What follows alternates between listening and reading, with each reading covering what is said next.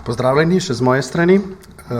Zdaj na ekranu, ne vem, če vi vsi vidite to zadevo, najprej se prikaže logotip. To je logotip, preko katerega boste lahko prepoznali aplikacijo na Google in pa Apple Store.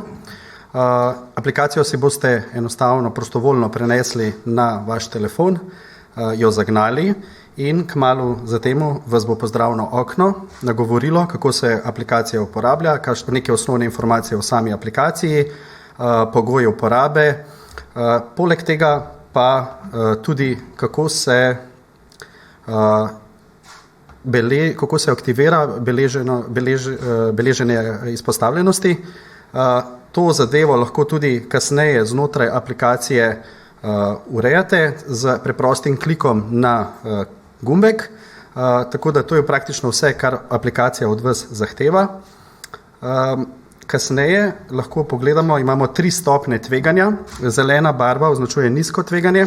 To je v primeru, da niste bili izpostavljeni večjemu številu okuženim ljudem oziroma uporabnikom te aplikacije. Naslednjo stanje je modra barva, ki ponazarja nepoznano stanje. V tem času se še ključi izmenjujejo med uporabniki, vendar pa še ni poznano stanje tveganja.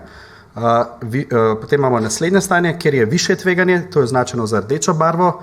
V tem primeru gre pač za večjo izpostavitev z uporabniki, ki so bili okuženi z COVID-19. Potem v primeru, da ste bili okuženi z COVID-19, prejmete od epidemiologa 10-mestno kodo z znaki in številkami, katero vnesete v mobilno aplikacijo.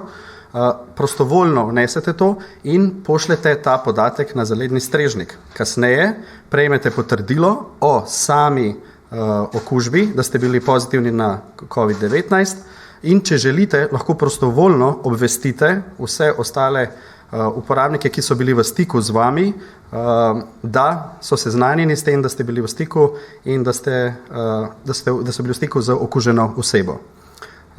To je praktično to. Aplikacija je res enostavna in ne zahteva od uporabnika nekih zahtevnih veščin za samo uporabo.